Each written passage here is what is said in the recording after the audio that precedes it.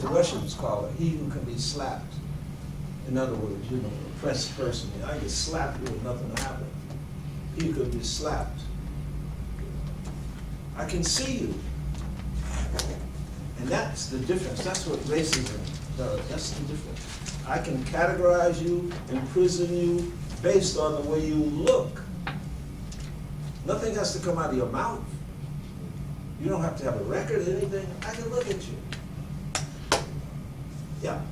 I'm become frustrated with Clarion Ledger early on when I moved to Mississippi, and it's never stopped. The Clarion Ledger newspaper is state newspaper, I guess. Is that right? It's the state newspaper. Well, anyway, they have in the last few episodes letters to editors saying that Civil War was never about slavery. And I wonder if you how would you educate folks like that who say those things? I know it's like saying, trying to educate folks who say, well, genocide never happened. But how would you even, you know, it's going on. I mean, the arguments continually, week after week, continually in the Clarion Ledger, and I'm flummoxed. Well, I know that's coming out of Texas, where they're trying to change all those textbooks. Yeah. But you see, there are a couple of things you have to say. First of all, that's simply somebody trying to make less of slavery than it is. You know, there was 187,000 slaves in that war. You know what I mean? Who fought in that war? You understand? The North was getting there behind people. The slaves attached themselves to the army and followed them. Wherever the army went, the slaves went, because it was the safest one. But the whole question, the vision of the United States was based on slavery and non-slavery. You know, the fact that from the beginning, 3/5 of a human being, that they got credit for taxes based on holding slaves. The North and the South had an antagonistic contradiction based on slavery from the beginning of the United States. It was always based on slavery. They can say it ain't based on slavery because they don't want to give you the status of a human being or the status of something important. But it was always based on slavery. But the one thing I think that we have to remember is this. Whenever you push the rock up the mountain, the reaction is to push it back down. You understand?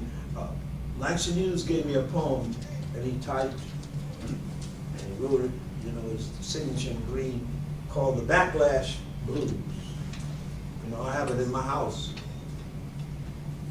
Mr. Backlash, who do you think you are?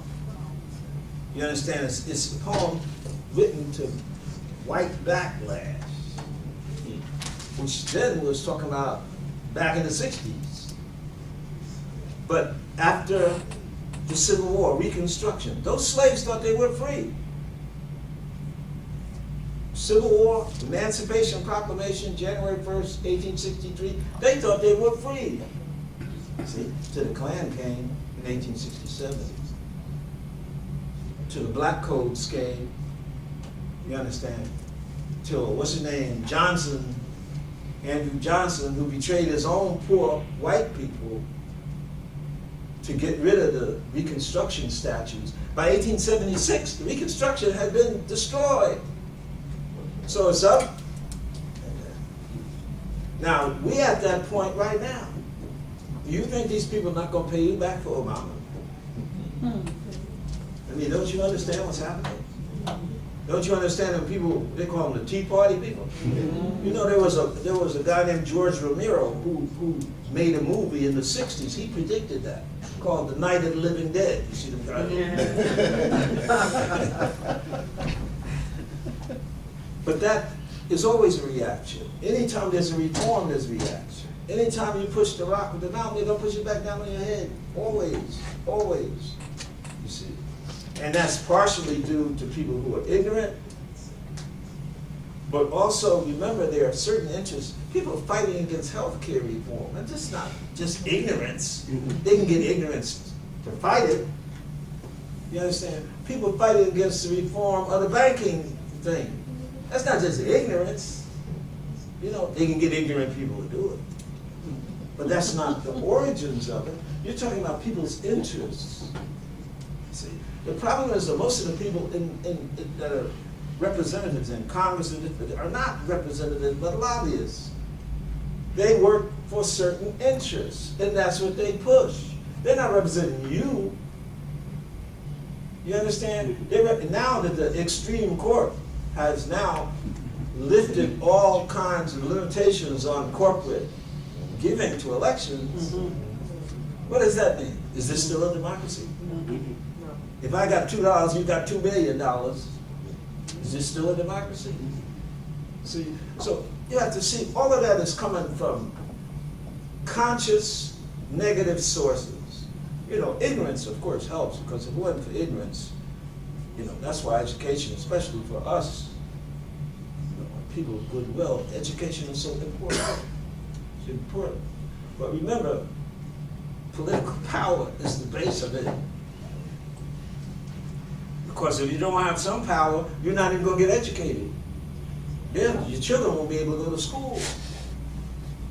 You see. So when people say, you're a poet, so how do you do that, how do you do that? My parents. You understand? They saw that I was getting an education. You know, I took drum lessons, trumpet lessons, I went to art school.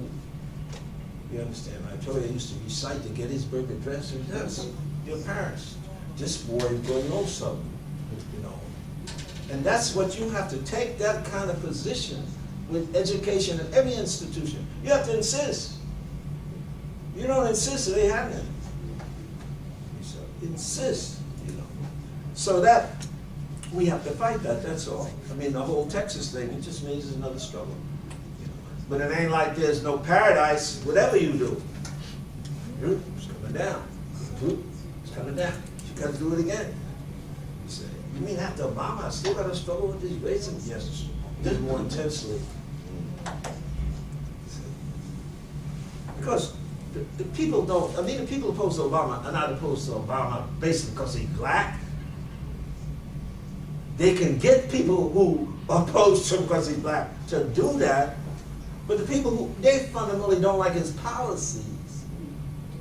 When you talk about healthcare, taking it out of the hands of private corporations, when you talk about the regulation of the banking structure, you're affecting some people's interests, and they're going to fight you. You see? And they don't have to fight you in their suits and ties and stuff. They can get little crazy people with signs. Sean Obama with a bone in his nose. You see that?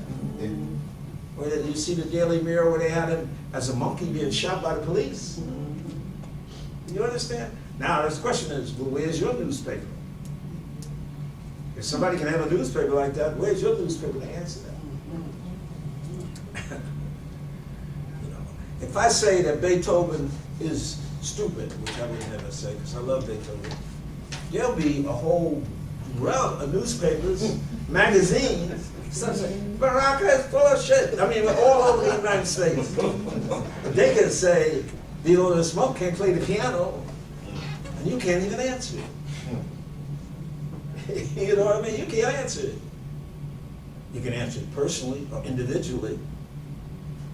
But how you answer it in kind? In kind. You have to create publications. You live in 27 cities. You got $700 billion. You know what I mean? It ain't like you're poor.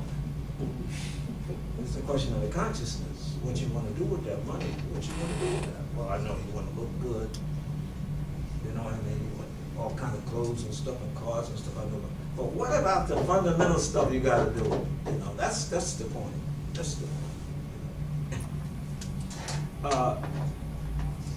There's no questions. I mean, I could go on and on and on and on, but the speech replicates your position in society and your ability to integrate your interests in the whole of American culture. We have problems now because they're trying to privatize public education.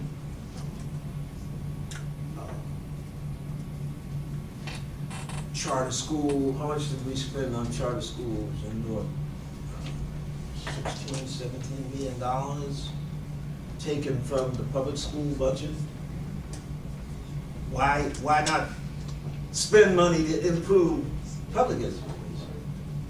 Because private education will be controlled by business interests. Banks now are interested in charter schools. Take public education. There was a guy who was running for governor. He lost, thank goodness, but now he's the commissioner of education who advocated the privatization of public libraries. So you got some nuts running around. But it's the same question. Will you be controlled by 0.6% of the population? But to fight that, you have to understand it and be able to articulate that. That Fred Douglass, he was articulating it down to the bone, telling them who they were. A nation of savages, he said. Let me go. I want you to revisit the concept you used in terms of language zones and English, formal English as a myth. And how can faculty members at Jackson State begin to handle that with our students coming in? Because you hear a lot of approaches coming from different faculty members in terms of student writing and the text, the kind of dialect that's incorporated into the writing. So how should faculty approach that, given the perspective you've given this morning? Well, I think the most important thing is for the faculty to be armed with the collective intelligence of the people. You know what I mean? And there is no greater literature in the world than African American literature. No matter what anybody wants to say. There's no greater literature in the world. You understand? People talk about English literature. I haven't been on English literature since Jesus. Shortly after Shakespeare. Most of the great language in English is Irish. Yes. The two great poets that wrote there were Americans, Pound and Eliot. You understand? So when you talk about language, native speech, which is why the Irish is so important, because they have the same relationship to the English that we have to the Americans. There's no greater writers in English than Beckett and O'Casey and Shaw, Yeats, James Joyce. You know what I'm saying? If you want to read great English language, you read Irish writers. You see? So that to turn your back or not understand the importance of African American writers is not to understand. Right here in Mississippi, who's the great writer, great Afro American writer in Mississippi? Margaret Walker. Richard Wright. Margaret Walker. Margaret Walker. Richard Wright. Margaret Walker, right here, Yeah. right here. And then when you see something like Roots, which I went to Margaret Walker's house and she had written, oh God, she had outlined in red pencil how Haley had copped from her. And she had it in her living room on a little stand, so when you came in, you know. But she was fighting double then. See, so she had no win there. But what I'm saying is the great writers, Afro-American writers, that's what you need to be an artist generally, but in terms of speech, in English. I would rather have them read Equiano or Douglass, I would say, because Douglass is writing that himself. It's not a narrative to somebody else. That is that use of language, that grasp the language. You know, Du Bois is the same thing. That language, you know, the credo, I believe in God who made of one blood all races that dwell on earth. The credo that he gives at the beginning of the 20th century, his pledge to support. I believe all men, black, brown, and white, are brothers, varying through time and opportunity in form and gift and feature, but differing in no essential particular, and alike in soul and the possibility of infinite development. Especially do I believe in the Negro race and the beauty of its genius, the sweetness of its soul, and its strength, and that meekness and shall yet inherit its turgid. What I'm saying is that the language